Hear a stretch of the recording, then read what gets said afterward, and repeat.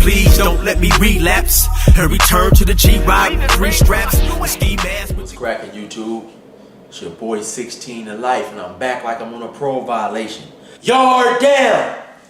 So today, I got my boy Hefe the Shooter in here, man, and he shoots some of my videos and stuff. We're gonna be working together, and he has asked me a lot of questions about what was it like, coming home after having a life sentence. So I got him on today, man, just to ask me a couple questions and give y'all this episode 2. What's up, y'all? This is an honor, but I got some good questions, and yeah, man, grab a seat and let's get it going. So, first things first, you get out, they let you out or whatever. What's the first thing you did once you stepped outside of the gates? Before you got to the bus and all that, like, do you say a prayer? What did you do first? Well, no, like I said, my mom, she came to pick me up, so, I'm just sitting there. I look up, I finally see her car, and so they had it where you couldn't take no pictures or nothing like that, because I wish we could have took pictures or done some recording or whatever. So I just basically walked out. She was out the car. I got out, gave her a hug, she got out. I gave her a hug, and we hopped in the car and just rode to the hotel room she had. So when you got into the car, because I imagine that's been your first time in a car in quite some time, were you surprised at the fact that technology has changed inside of cars, like as far as like tape players to CD players to just Bluetooth stuff and like all that type of stuff? Well, you know what? I really didn't trip on that. When I got into the car, actually, it was my first time being in the front seat, so I was kind of spooked at how fast the car was going, because the only times I'd really been in a car was either the van or the bus they transported us on, or they got a van. Sometimes they would take us to the hospital, and of course we'd be sitting in the back, so I wasn't seeing. I'm not sitting right in the front watching things go by at 65, 70 miles an hour. So that was kind of alarming and shocking, What so when you guys are leaving, you guys are happy, hugging and all that. What was the first thing you ate? Like I said, we ended up going to IHOP. My mom came up there with my aunt and my niece, and so we ended up going to IHOP. Okay. How was it? Like, a lot of things have changed in that time, right? Like just everyone in like the community and everything. What were some big things that you noticed that you had to like adjust to, being that you've been living a certain way for so long? Now it's like you're on the outs. Like, are there certain things that you're like, wow, I didn't know this was like this? Or? Well, one of the things I think I just had to adjust to is, like, in prison, people always give you your personal space. Out here, people would just like walk right up behind me. I remember one time, maybe a week after I got out, I was in Sizzler, and some guy came walking up behind me. I was in the bathroom. Some guy came walking up behind me real fast, so I turned and I spit on him. Because like I say, in prison, people don't do that. They don't run up behind you real fast or whatever, or just come up behind you suddenly. So I had to get used to that and adjust to, people kind of like invade my personal space. And also I notice out here, it seems like people are much ruder. In prison, everything is based on respect, man. A person bump into you, or he say excuse me, or just you at the supermarket and you're doing something on the aisle, somebody just come and reach right over you and grab something and don't say excuse me, don't say nothing. So that's what I had to adjust to, just stuff like that. Yeah, dang, I can only imagine, like, you're like, okay, hello. Wow. Okay, so when you got out, was there old relationships you might have wanted to rekindle, like with old homies, or just people like from the past that just like, hey, I'm out now, you ever get that feeling? Well, no, not necessarily. It might have been one or two homies that I wanted to see, because like I say, when I was found suitable, which is what they call it when you go to the board and they say that, they give you basically a date or being found suitable, I told my mom, don't tell nobody. So I didn't let nobody know I was coming home outside my immediate family, and basically that's it, and so when I got out, it was a couple of homies that I wanted to see, my real, a couple of my day ones, my homie K-Love and my buddy Tyrone Allen and a few dudes, but for the most part, I was just, I didn't want a lot of people to know that I was out yet. I was still adjusting to being out, and it was just like kind of a nervous like thing. So I was just, relaxing and stuff. Okay. When you came back, because I remember you mentioned in the video, and you just said it now, that no one knew like the first few days, right? Right. How long did it take until you started like getting back into the swing of things, of connecting with all your friends, like from the people in your music videos and your buddies and stuff? Like, how long did it take before you started doing that? I would say maybe about 2 or 3 weeks, maybe somewhere around there. Because like I say, when I got released, the very next day I had to report to a transitional house, and a transitional house is basically just a place where we go to live and for about 6 months, and they help us get reacclimated with being free. So once I got there, I was able to take a phone with me, and so after a while, I started calling a couple people, man, and letting them know I was out. And matter of fact, my cousin James, he came and got me, and we drove to Bannon, and I was just nervous about being back in Bannon for whatever reason. And we went past my buddy's house. They didn't know I was out, so we just knocked on the door, and they was real surprised to see me. Because like I said, man, everybody knew I had a life sentence, and didn't nobody expect me to come home. I had been gone for 24 years. Yeah. So all of a sudden I pop out, they was like, pop up at their house. They be like, man, what the hell you doing out? So You popped out like, what the hell? Then where did you come from? right. Dang.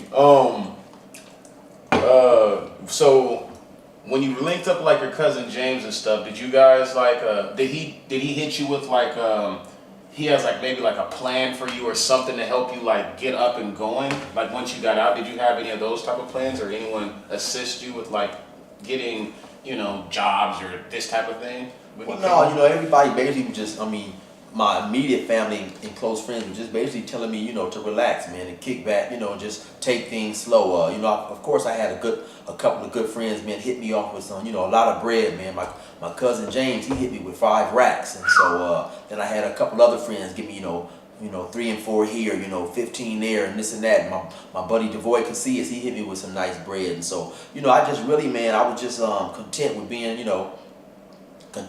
free. Now, when I went to the transitional house, there was a lot of people there, and they was concerned with, a lot of other people who had paroled, and basically just a whole lot of lifers there. And they was a lot of them concerned with buying cars, hurry up and going and getting a social. You can edit that, right? The social security card number. Yeah, we could. Yeah, and so a lot of people was concerned with doing that shit, man, going to get their social security card and stuff, and just things that they didn't have. And I was just content, because I knew I had to stay there 6 months, and I wasn't really worried about, I was just taking it easy, man, laid back, chilling. I'd talk on the phone. I'd stay out till 3 or 4 in the morning talking on the phone. Once a lot of people did find out that I was out, they'd be calling, I'd be talking to people, and so it was, it was cool. That's cool. So it seems like once people knew you were out, people like was happy like to see you, like Chill's back, like, you know what I mean? That's dope, man. Well, what do you think were like some of the most important factors of you getting out and coming home to that maybe the next inmate that came out and paroled or whatnot did not have? Like tell us about. You just mentioned some of your support system with your buddies and everything chipping you off, but elaborate more on that. Like, how do you think your situation was different and how it helped you prosper into doing this YouTube stuff that, you've kind of just built your own like world, Well, you know what, that was instrumental in me getting out and just having a strong foundation, having, because like you said, everybody don't have that strong support system. You got many people that's been in jail, 15 years, 25 years, 30 years, whose family have passed away, or their family is not in a financial position to even be able to help them. So, that was one thing that I was extremely grateful for, coming home, man, and like I say, I had all the help in the world that I needed. I had, a lot of people don't have places to go. And sometimes that's why the recidivism rate, and the recidivism is basically the return of prisoners going back to prison. And so that's why the recidivism rate is so high at times, because when people return back to the exact same spot that they went to prison from, they tend to get caught up in the same, the same activity. They start hanging around, the same people, and some of them times, no matter how hard, or how well they've planned out, when you get out, you gotta, you no longer have people feeding you 3 times a day. You no longer have shelter. So sometimes, you know, we fall back into the same patterns that led us to prison in the first place. And so just by having family there, support, you know, by having, you know, a lot of financial help, I wasn't forced to, you know, return to the old things that I was doing. Yeah. That's dope. That's dope. I've never heard it from like that perspective or looked at it like that, but it makes sense. If you come out and you're used to getting so much and you don't have like nowhere to stay and you could barely find food, it's like you're kind of stuck in a position of like, well, it's like I got to do something, you know, and I might as well go back to doing what I used to do, you know? Right. And earlier in one of my stories, I had told the story, I think, I was talking about the poker game where my buddy had got into a fight over a poker game. And the dude he got into the fight with, I had heard him say a couple of days before that he didn't want to go home. And at that point in time, by me having a life sentence, I couldn't understand what the hell he was talking about. But now it's more realistic to me and helps me understand that if everybody don't have that support, he probably was nervous about what he was going to get out and do, because he had done maybe about 12, 13 years. So, you know, he probably didn't have a support system out there. So now he's wondering, what am I supposed to do, man? I don't have no place to go, you know, because they give you, I think back then, they would probably give you like maybe $120 or $100, or maybe $200, I think they would give you $200, and you know, $200 gate money. Mm-hmm. And with that, you gotta buy, your bus ticket back to where you're going, and then if you don't have no clothes, you gotta purchase some clothes from them. So they're gonna charge you about $15, $20, $30 or whatever. And then so now you look up now, and after the bus ticket, you might be down to $110, $15, and that's all the money you got in the world, you know. So for some people, that's very, you know, that's something that's mind blowing, and it's very scary going back out to the world, wondering what the hell am I gonna do. Damn, sheesh! I could only imagine. You get out, you have $110 after you done paid for your bus and your clothes, and the price of rooms are. Right. Let me ask you about that. Before you went in, how much were the price of like rooms and stuff? I remember about $40, man. About $40 for the travel lodge. Damn. And I used to go to the Radisson in Montana, and I would get a real big, giant, nice suite, you know, with 2 big ass bedrooms up in there for $80. What? Yeah. That is unheard of right now. At the Radisson, yeah. So when you damn, $40? $40, yeah. 2 $20 bills? Yeah. Golly. Speaking about Montana, I've always noticed that you've mentioned a lot about Montana. Were your ties to Montana only like when you was like in jail in Montana or something, or you was in Montana out of jail? Oh no, see, in 1989, I went out to Montana before I'd even you know, was being pursued, you know, for my case and my charges and stuff, because initially I caught a charge and then I ended up going on the run, so I didn't get caught for a whole year later. So yeah, so from 89 to 93, I was actually living in Montana. You know, I had a Montana driver's license, all that, you know. Oh, okay. So I was out there hustling and, you know, doing, I was out there in the streets and shit. That's where I met all those pimps, Fox, Ice Cream, you know, all these different characters, Rufus, you know, a lot of pimps and stuff out there. Was that where Crafty B is from? No, Crafty B he's from California. Oh, okay. Yeah. Okay. So you get out and you have kids? Yes, So when you get out and you see your kids, tell us how that was, like seeing them, being able to hold them. Like, explain to us how that feeling was, because I know that was traumatic. Oh, well, it was wonderful, you know. Not traumatic, but you know, it was like, yeah. it was a deep thing, like. Yeah, it was wonderful, finally being able to, you know, because when I went to prison, my daughter was 8 months old. So when I came home, she was 25. Wow. You know, and so she always would come visit me. We'd write, stay in touch. You know, they had a program called Get on the Bus. And it was basically these, it's like, I think it was a Catholic church, like once or twice a year. You know, they put on this, like an event where you could go sign up for a bus ride or whatever, and they would bring your kids up to see, you know, give them lunch, breakfast, and toys and stuff. And so, yeah. You know, she came up then, her mom would bring her, my mom would bring her. So I always had a real close relationship with my daughter. But finally being able to come home and be with her and stuff was wonderful. When you came home, did she have kids or anything like that? Yeah, she has 2 kids. So you came home as a grandparent. Right. So that's like a big bundle of joy. How was that? Right. Oh, that was wonderful as well. You know, just like I said, I went to prison. My daughter was 8 months. When I come out, you know, she has two children. So it was just, you know, it was wonderful, man. It was making an adjustment, getting to see them and know them, and you know, be in their lives, and so it was extremely fulfilling. That's dope, man. That's dope, because I know there's a lot of people that come home that might have kids, and the relationship might not be there to where they could come home and see each other, because the kid or something might have some sort of resentment towards their parent being gone or something. But that's beautiful that you came home and you did all that. Was there like when you came home and you seen your daughter? Was it did you guys have that vibe at all? Because I kind of went through something like that with like my pops. You know, you did 20 years. When you came home, was there ever like a thing of like resentment, or was it all just everything that's been done, the time is it's away, but you're here now and this is what we're going to focus on when we move forward? Or was it you came home and there's still some, you're still kind of mad or something about, she might still be mad about the past or something, if that makes sense? You know, exactly.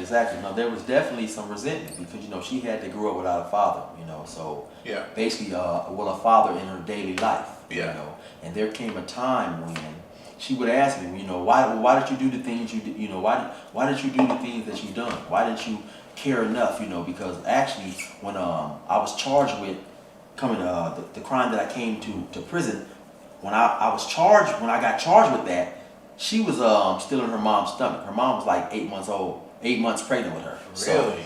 So of course, you know, after a while, she's wondering like, well, and when are you coming home? And I don't remember, but she said I would tell her that I'm coming home in 4 months, or 3 years or 4 years. You know, I don't remember. She said I told her I was in jail. I was tossing a kid up in the air and I dropped him on his head. You know, I don't remember telling her that, but you know, of course, I didn't want to tell her that. You know, at 7 or 8 years old, that I'm in jail for what I was in jail for. Yeah, exactly. You know what I'm saying? Which is you know, a bit much to tell a young kid. So, but yeah, she definitely had some resentment because, you know, a parent is going to be a parent. You know, it's not like I can come home and see something going on with her or see her doing anything I think that I can help her with as far as some information or physically and not say something. So it was very different for her to suddenly, you know, not have a father. Now I'm back trying to insert myself into her life and to tell her this and to tell her that. So yeah, there was you know, she really resented the fact that I wasn't there, you know,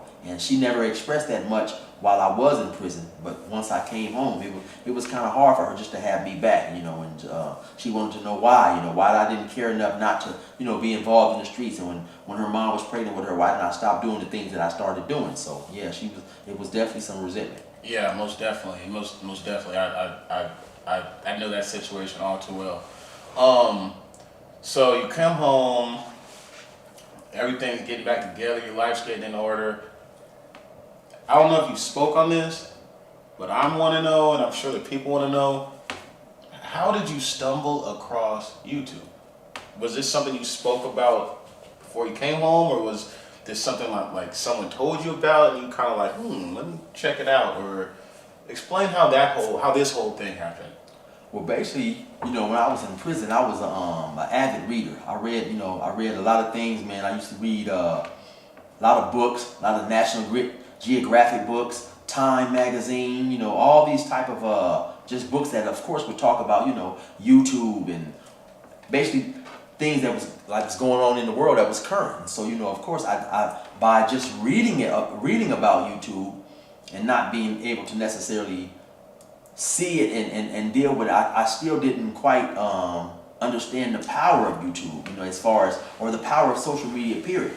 Of how you could be talking in California, but people seeing you way in, you know, in Japan or Europe somewhere. So, you know, but it was always something that I was aware of due to my reading. But being aware of it and getting able to experience it firsthand is something totally different. You know? So when you come out, there's cell phones. When you went in, there were cell phones, right? Well, sort of. I mean, yeah, but they wasn't the cell phones that they have today. You know, before I went in, I think I had one cell phone that was in a bag and it plugged into a lighter, and of course it just made calls.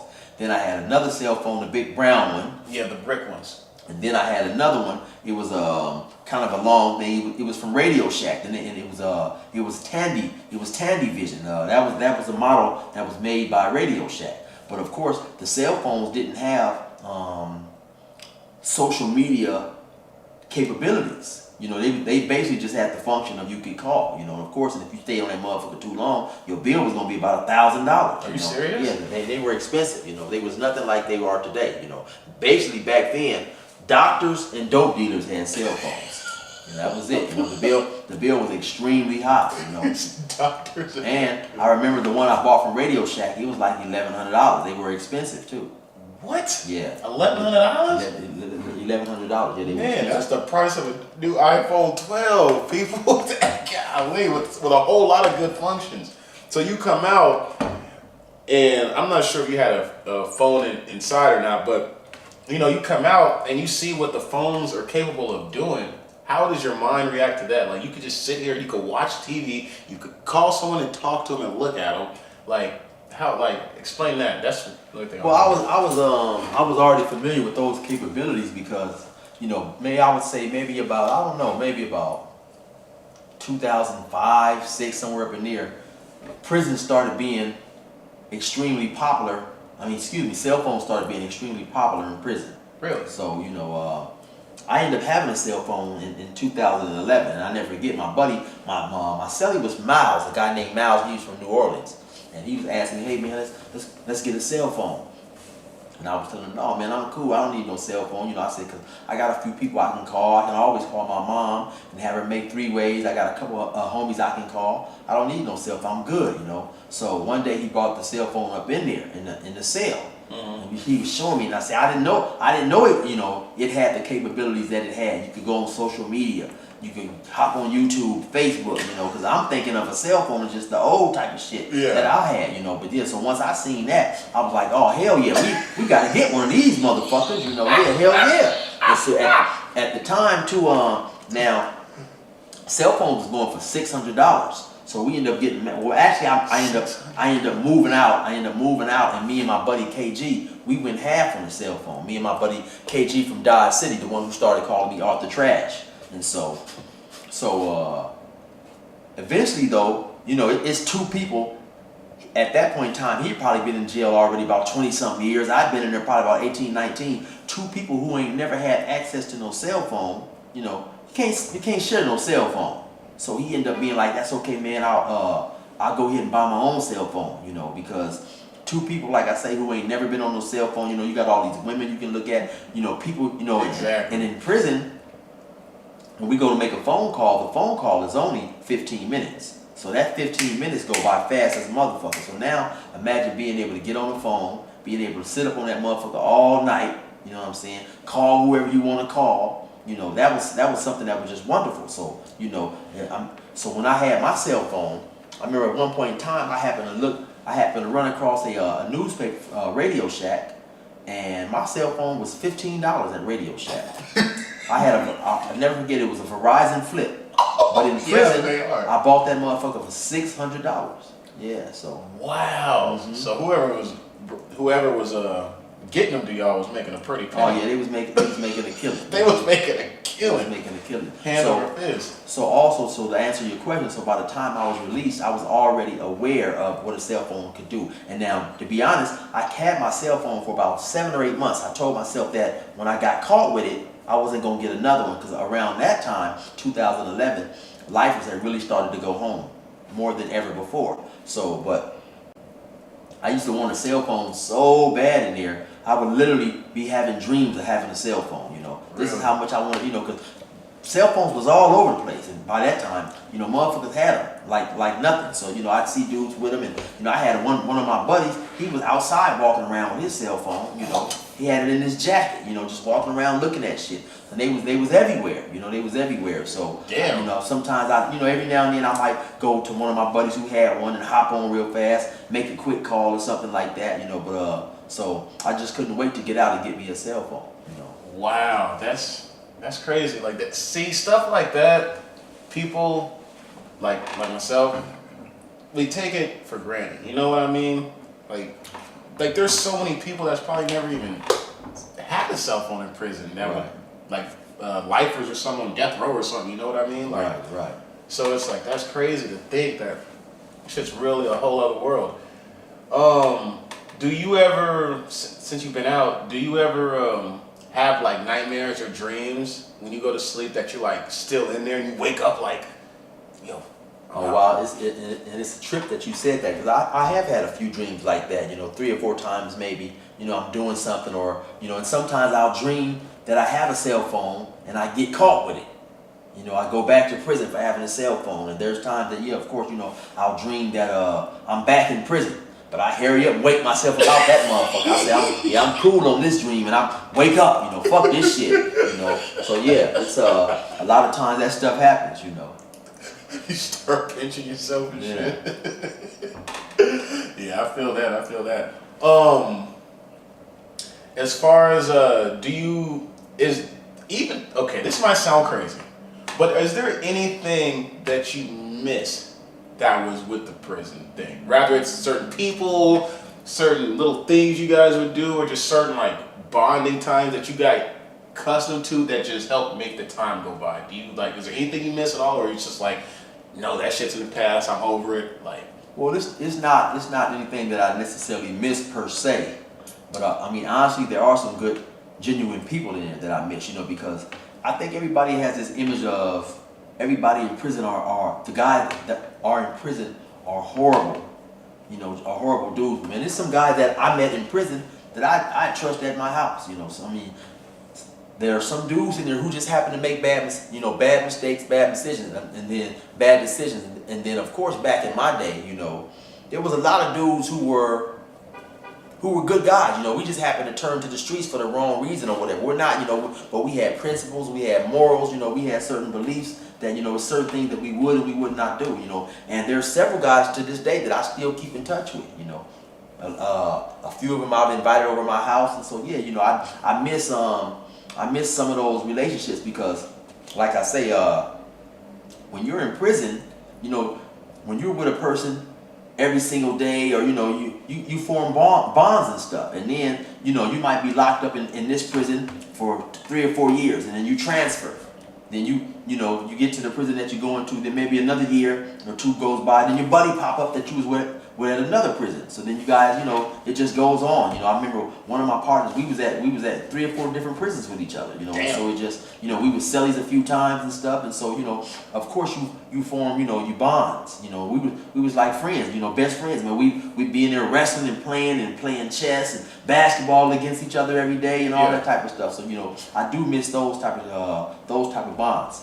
Do you think, okay, you mentioned that certain things, like how you said the guy like walking up to you quick, like how you're alert because of prison.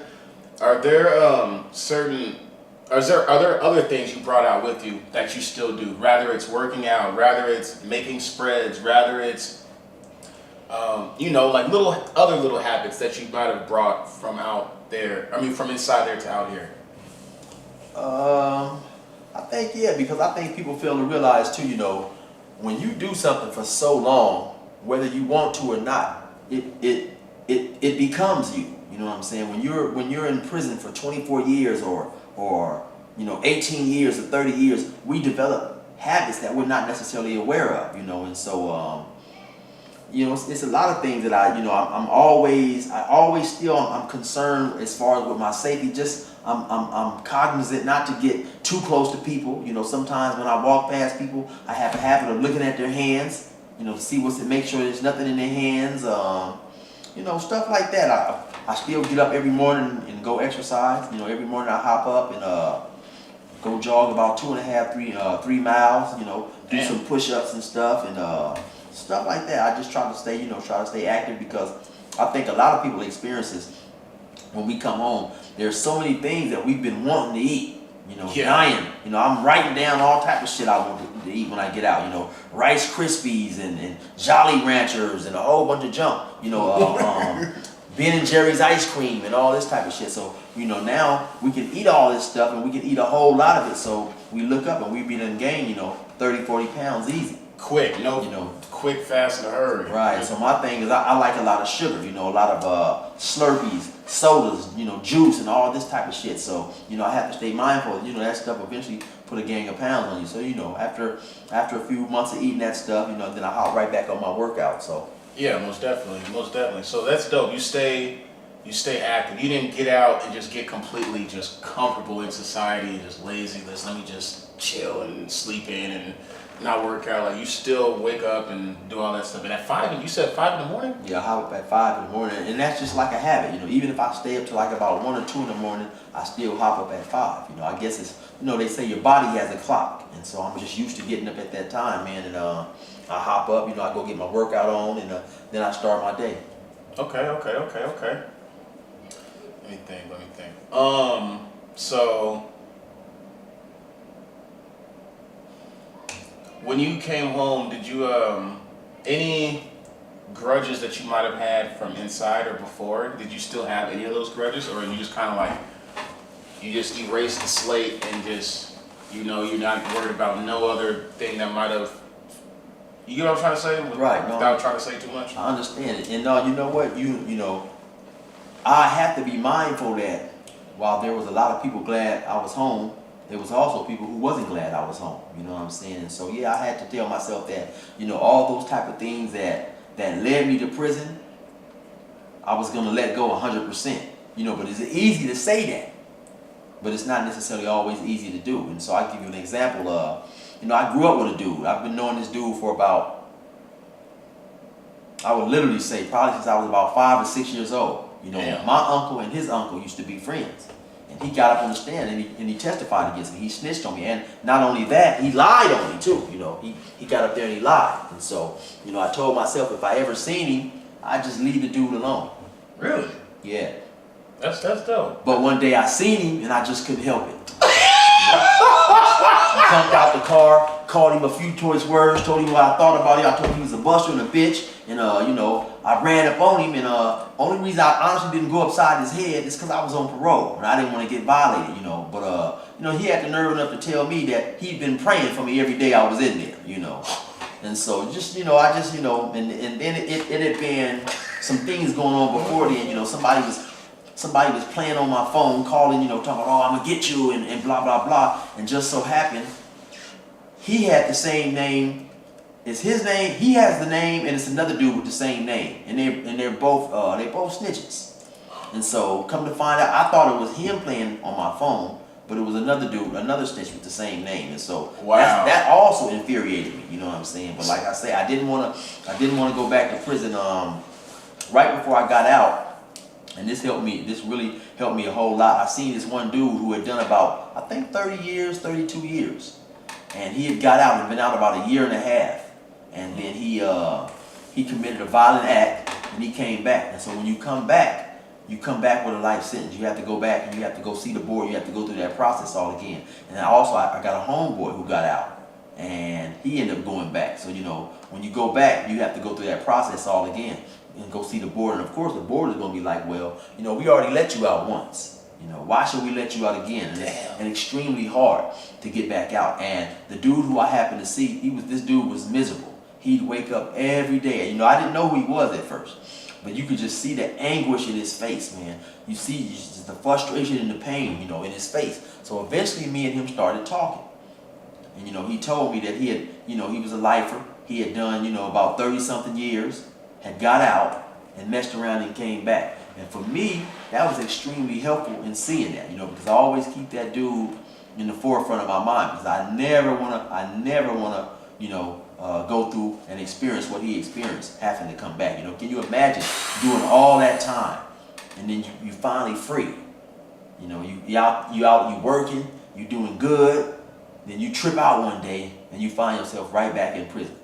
You know, so man, that was really helpful for me to see that. Oh my God, that'd be crazy. My homie actually today just turned himself into 21 days, and I can't imagine that, let alone all them years, and then come out and you have to go back. Right. Oh my goodness. I know ooh shit. Man, well, that's crazy.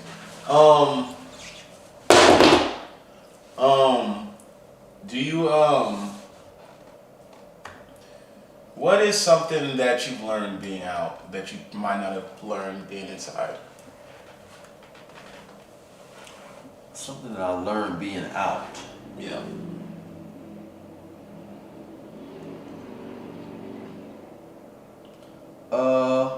Well, I don't know, but what I can say is, I guess I learned that honestly it's a joy, even because before I started doing the YouTube stuff, it was a joy just to now to work, to be able to work without having to look over my shoulder, wondering if if the cops is coming to get me because I'm selling dope and this and that. Because in prison, in California prisons, they slave you.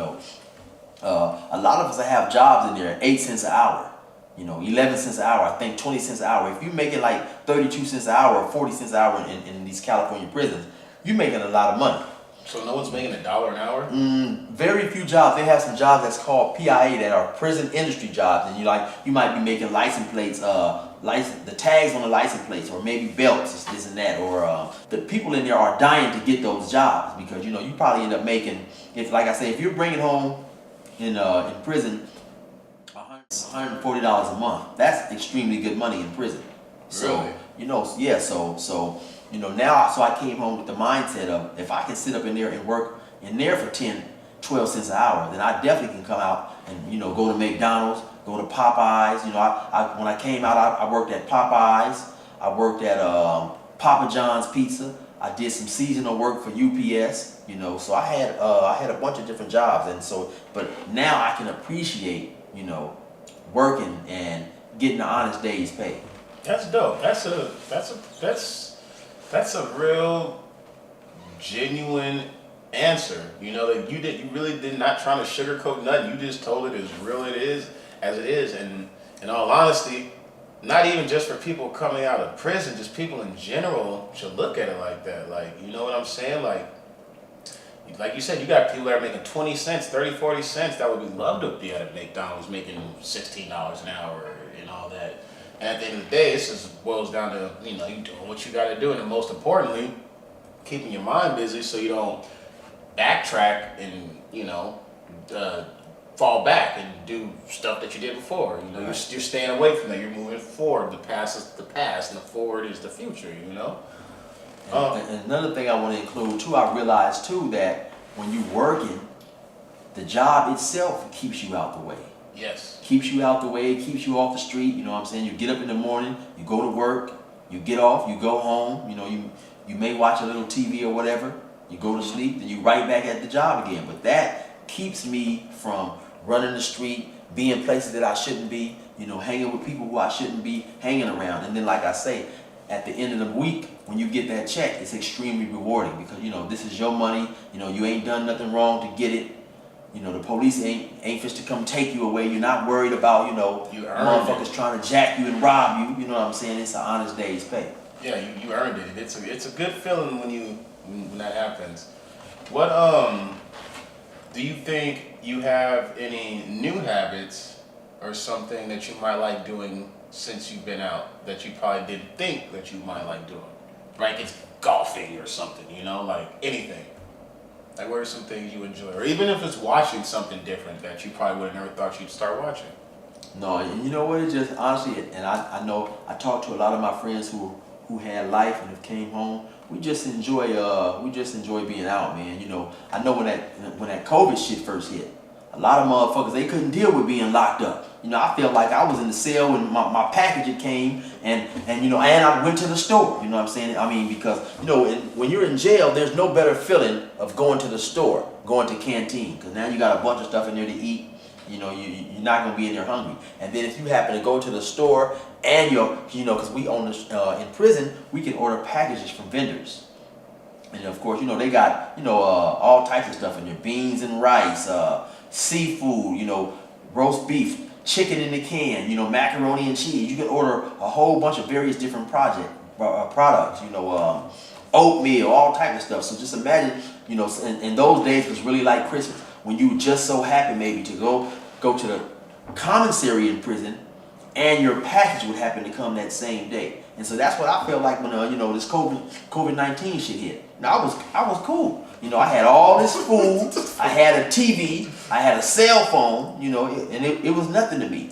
So now I think, like I say, a lot of my friends who done life sentences, we just enjoy being home, man. We just enjoy being at home, being in the house. You know, we don't run the streets like we used to. And when I was younger, you know, I couldn't stay in the house for shit. Nowadays, I just, you know, I chill at the house. I don't have a problem with it. When you, I just thought about this, because you said you never drove before you went in. Drove? Well, yeah, I drove. Oh, you used to drive before you went in? Yeah, I had a driver's license since I was 16 years old. A driver's license and a motorcycle license. Oh, okay, you be. Well, I used to. Okay. Now that's something else. I won't get on a motorcycle again. I just feel like, you know, I done all the dangerous shit that I done, and I'm not supposed to, you know, I'm not supposed to attempt that. You ain't finna cross that boundary. Right. Do you when you came home, do you still make spreads? You know what? When I came home after a while, I was looking for they got these dehydrated refried beans. And one of the things, since I don't eat a lot of seafood, well, I don't eat no seafood. Well, I don't eat no Yeah. seafood. So what I would do is I'd mix when I was in prison, the dehydrated beans. They'd have some instant rice. I'd crush up a soup, put a soup up in there, a chili soup, especially the chili soup for the seasoning, and then I chop up some chicken out the can, and that stuff right there, and then I'd probably put some squeezed cheese, some nacho squeezed cheese in there, and that stuff really fills you up after you work out. And you know it was real good, and it bulk you up real good, and so I was definitely trying to find some of those dehydrated beans, and I found some at Smart and Final, but then after like a month or two, they discontinued them. But I actually called the vendor and tried to order a package. Wow. Because, you know, they have these beans in the package, but they say, you know, you can only send the package to a person in prison. So, you know, and like I say, a lot of people probably got out and didn't ever want to see a top ramen. But some of that stuff, after you've been eating it for so long, it is good, you know. Yeah, man. I mean, the top ramen, man. Who didn't? Top ramen to this day. I don't make spreads or nothing, but shit, I'm making some beef flavored top ramen with some hot sauce or something. Right. You know what I'm saying? Spruce them up a little bit. What did you did you play a lot of sports in there? And if you did do you still do so now? Like whether it's basketball or whatever case might be? Oh yeah, when I was in prison, that's basically what I did all day long. Just played basketball, you know, all day long, you know, and so after a while though, maybe about 2013, 2014, you know, the youngsters who started coming in, they were more disrespectful, you know what I'm saying? They talked a whole lot of shit, and basketball began to become problematic, because there's only so much you're going to say to me on the basketball court, you know what I'm saying? So actually, matter of fact, I remember I was getting ready to go to the board, maybe about, maybe like in 2016, about 2 weeks before I went to the board, I got into a fight on the basketball, over the basketball. We got into it on the basketball court, but we ended up having a fight in my cell, you know what I'm saying? So, but had I got caught for that fight, I definitely would have went and got a 5-year denial, you know. So I definitely realized that sometimes basketball is problematic. And so Really? I stepped away from that, and that was one of the reasons that I started playing tennis, you know what I'm saying? Because it was less contact, you know, less dudes who were full of shit, you know what I'm saying? And so that was one of the reasons that I started playing tennis. So yeah, when I came home, I've been playing some basketball since I've been home, and I played some tennis, you know. So yeah, every now and then, I end up when I got home, I end up tearing some tendons in my shoulder and some my bicep muscle. So you know that took me out the game for about 7 or 8 months, trying to recover from that. But yeah, I definitely got out and played some sports. That's dope. You're the second person I've heard mention tennis. I remember, I'm sure you know who Rick Ross is, right? Freeway Rick. Yeah, he was on another platform, and he mentions it often that he started playing tennis like when he was like locked up in there and shit. Yeah, well, tennis is an extremely fun game. I really enjoy it, and I still, you know, like playing it from time to time out here. Okay. So, what was the first song you recorded, and how long were you out before you hit the studio? The first song that I recorded, it was a song called "By My Side," and it was a song just dedicated to my mom about how she always, you know, stuck by my side throughout my incarceration. And I don't remember exactly how long I was out before I recorded it. Maybe a couple weeks. Not long though. Yeah. Okay. What was the first job you had, and how has it been finding a job? Is it difficult, or what's your take on it? Well, it's extremely easy finding a job for a person who has a conviction. They have something now that's called ban the box, and basically what it is they created a law. I don't know if it's in other states, but it's definitely in California, and it prevents your potential employee from going back and looking at your record and saying, okay, I'm not going to hire this dude. So they can only go back 7 years. Really? So if you haven't been arrested of a crime within 7 years, or you haven't been convicted of a crime within 7 years, then they can't hold that against you. So for instance, even though I had just been recently paroled, my conviction was in 94 and 95. So they can only go back 7 years. And so they don't even. That's irrelevant to them. Right, That's none of right. their business, So basically. it's just not gonna pop up or whatever. And so I had several jobs, and so I think that anybody that basically wants to work, if you've been to prison, the jobs are available. And my first job I was doing seasonal work for UPS, and I was maybe reluctant when I initially went down to file to try to get the job, but I got the job, and it was nothing, So yeah. Since we're on that topic, how was that? Like working a job out here versus a job in there? It was cool, because like I say, basically my job in prison was trying not to have a job. I tried to avoid all work, because I didn't want to, I'm thinking, okay, these motherfuckers is working me for this 8 cents. Fortunately, I had my family and people who supported me, so I didn't necessarily need a job. And it was really a messed up mindset that I had because I didn't think that I was coming home. So, I didn't want to be in there. I'd prefer to hang out and slang some cigarettes. When you sell one cigarette, you're going to make more than you'd make in the whole day on that job. So, but it was cool being able to work, seeing my paycheck and stuff like that. Selling them cones, huh? Yeah. How long were you out before you got a driver's license? And how was that process for you? I was out, I would probably say maybe about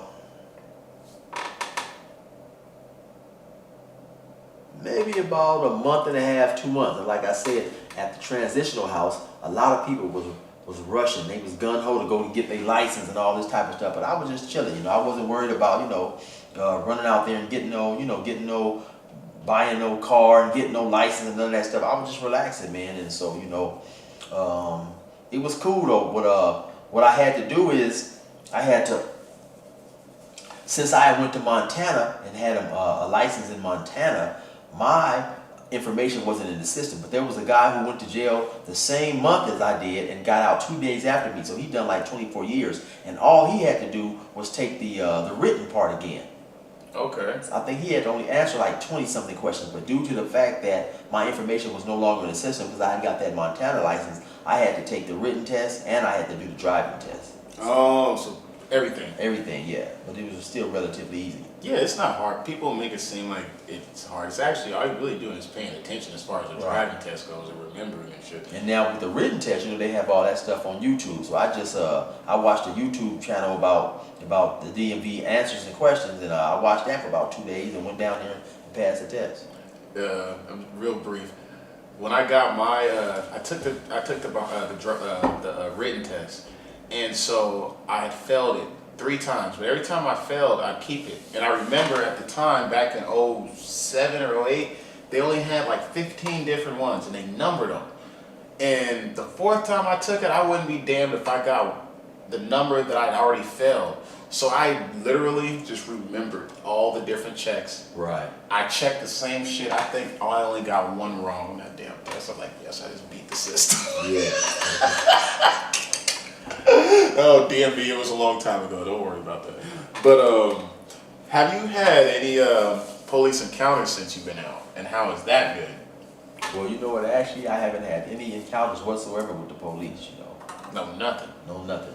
Not them. Not a speeding ticket. Not them saying anything to me, and so that's been cool. Do you get nervous when you're driving and they're around you or anything? Not at all, because I know that I'm legal. I got my license, I got my insurance, and I haven't done nothing. So that's another good thing, When would it make you nervous if you were to get pulled over? You think? I think I kind of would get a little nervous. I think because knowing that they would run once they ran my history, no telling how they may react. So that may make me a little bit nervous.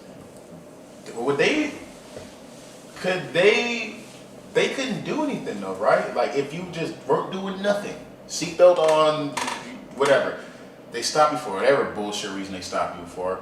If they did look at your charges or anything, could they there's nothing they could do? Just no, not really. And I've had a couple of friends who were lifers actually got pulled over for speeding, and they just wrote them a ticket and sent them on their way. Oh, that's interesting. What are some things you like to watch on YouTube when you first got out? Well, when I was locked up, I used to see on the news. I used to watch the news a lot, and I used to read a lot of articles about all the violence in Chicago. 30, 40 people getting shot over the weekend, 8, 9 people getting killed. So I was wondering what the hell is going on in Chicago? So I started researching, stories about the Chicago violence and that type of stuff. And so I watched that for a long time, just trying to understand, what was going on out there, why there was so many killings and shootings over the weekend and stuff. It's a trip that you say that, because how you're intrigued and curious about Chicago, because have you been there? No. Well, how you've never been there, and it's so different, foreign. I feel like it's the same way that me, myself, and maybe everyone that's watching, that's how we feel about it. These young dudes out here don't respect shit until you put the barrel in their ear and let the text spit. I just might catch a case on my next hit, remove their whole face on some special effect shit. So show respect, Drake, or I'ma have a flashback. Digging through the dresser like fuck it, where my mask at? Then mash back with the banger and damage shit and say fuck everything I learned in anger management. Hop back on some east side Dannon shit and push a nigga's top back when I let the cannon spit. Start planning shit, premeditation. I'm in love with the streets again, rededication. Casket or cremation when I shoot you down. I was built for the smoke like a hookah lounge. I keep big shit that sound like a bazooka sound, and I shoot quicker than ain't gotta be a hoop around. Dear God, please don't let me relapse and return to the G-Ride with 3 straps. A ski mask with the case, squeezing keys apps, spraying everything from a nigga's brain to his kneecaps. Dear God, please don't let me relapse and return to the G-Ride with the 3 straps. A ski mask with the case, squeezing keys apps, spraying everything from a nigga's brain to his kneecaps. Gun on me, it ain't never for show, homie. I'm far from a bully, but I'm never a hoe. Get out of line, my Beretta will blow. Real talk, we can take the beef wherever we go. I bring it to your front door like I'm Uber Eats. I guarantee you listen up when this Ruger speaks. Plus I maneuver through these streets like a ghost, and I'm handy with the heat, I cook a nigga like a roast. On me, homie, this is not a boast. I will still come through, boy, and stop a nigga's post. Play him close, man, Eric will ease it. Quickly off the waistband, man, and Eric will squeeze it. Leave you niggas laid out dead or paraplegic. Niggas playing in these streets while I'm very strategic. I come to your house dressed like the gas man, shoot you 9 times, leave you stretched by the trash can. Dear God, please don't let me relapse and return to the G-Ride with 3 straps. A ski mask with the case, squeezing keys apps, spraying everything from a nigga's brain to his kneecaps. Dear God, please don't let me relapse and return to the G-Ride with the 3 straps. A ski mask with the case, squeezing keys apps, spraying everything from a nigga's brain to his kneecaps. I don't put shit on Facebook, I just holler in person. Put the pistol in your mouth while you hollering and cursing. All that shit you kept rehearsing and put on your live, got your clap with the big 4-5. You bitch nigga, if you tell me to pull up, I'ma do that. That nigga who was woofing, first nigga that I shoot at. Ski mask on my face, bystanders be like, who that? I ain't with the talking, bitch boy, I thought you knew that. Leave his brains where my shoe at and bounce like I'm on a trampoline. Leave you laid out, nigga, like you camping on the scene. If you want something sweet, grab a peach or tangerine. Niggas won't smoke, well fuck it, I'ma let them handle steam. AR with the beam, you see the red dot? We tug on this trigger, nigga, it'll make your head pop. Blood pouring down to your shoes, call it Red Sox. Your brains hanging all over your shoulders like some dreadlocks. Expect the gang of dead off if they ever cross the line. The Lord said in the Bible, oh, revenge is mine. So I'm just trying to find a righteous path between the two. Before I lose control and do the shit I used to do. This being humble shit is new. I'm trying to turn the other cheek, but I ain't never been a bitch, so watch your mouth when you speak. Your mercy's what I seek, so I pray on bended knees. Don't let me get the K with the extended clip and squeeze. Lord, please. Dear God, please don't let me relapse and return to the G-Ride with 3 straps. The ski mask with the K squeezing keys apps, spraying everything from a nigga's brain to his kneecaps. Dear God, please don't let me relapse and return to the G-Ride with the 3 straps. The ski mask with the K squeezing keys apps, spraying everything from a nigga's brain to his kneecaps.